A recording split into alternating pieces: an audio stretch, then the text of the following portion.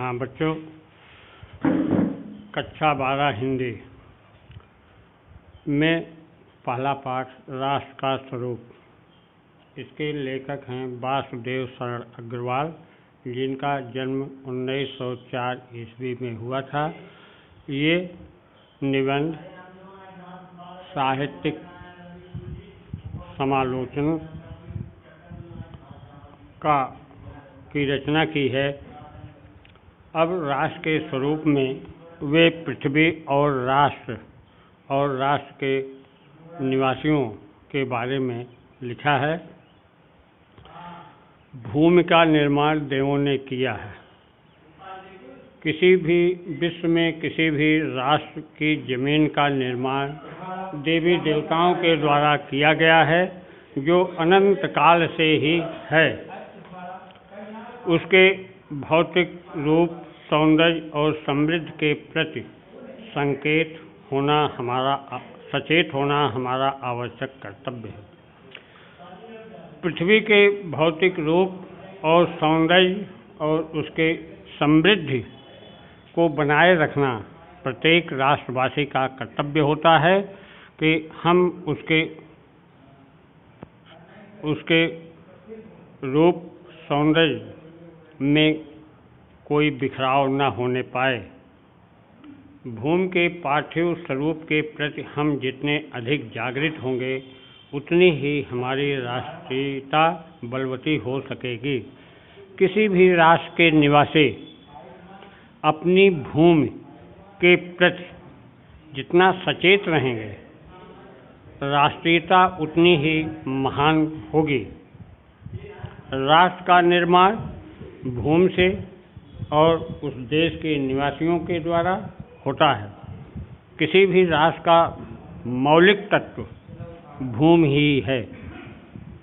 बिना भूमि के किसी भी राष्ट्र का निर्माण नहीं होता है।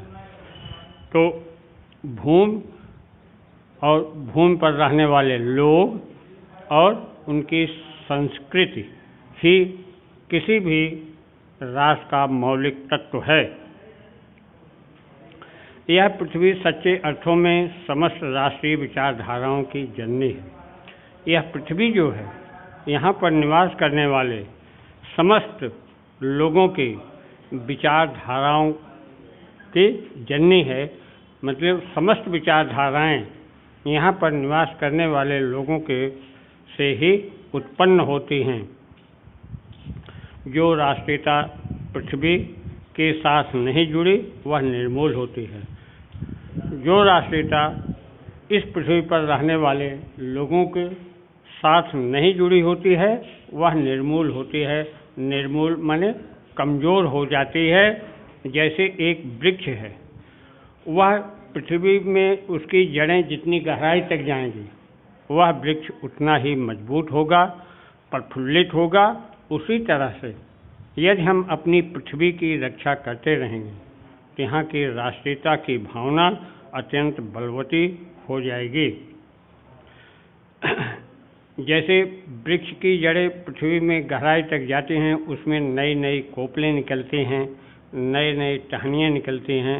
उसी तरह से हमारी राष्ट्रीयता की भावना जब बलवती होगी, भूमि के प्रति हम सचेत होंगे, तो हमारी विचारधाराएं भी स्वच्छंद और सच्चे अर्थों में उपयोगी होगी।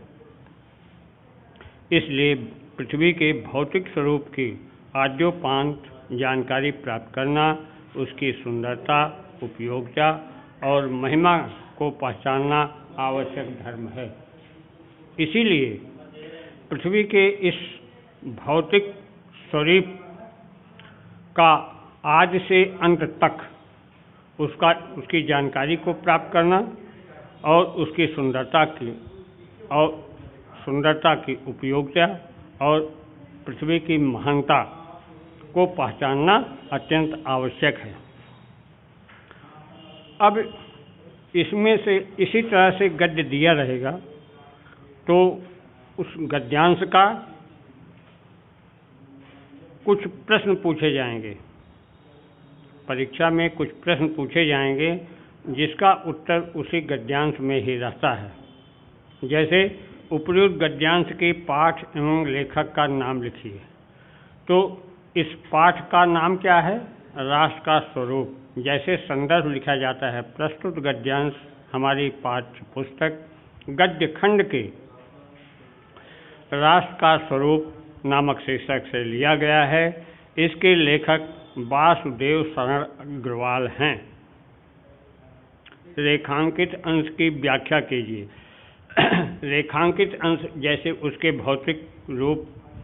तो पृथ्वी के भौतिक स्वरूप, सुंदरता और समृद्धि के प्रति हमें सजग रहना चाहिए, उसे क्षीण नहीं होने देना चाहिए। उसके प्राकृतिक रूप, सौंदर्य और उन्नति को बनाए रखना चाहिए, जो उन्नतता प्रदान करती है, मतलब और ऊंचाई तक हमें ले जाती है। यही हमारा या संपूर्ण राष्ट्रवासियों का धर्म है। इसका निर्वाह हमें पूर्ण रूपेण करना चाहिए। अब लेखक के मतानुसार भूमि का निर्माण किसने किया है? तब भूमि का निर्माण देवी देवताओं ने किया है, देवों ने किया है। लेखक के सच्चे अर्थों में पृथ्वी किसकी जननी है? तो समस्त राष्ट्रीय विचारधाराओं की जननी पृथ्वी है।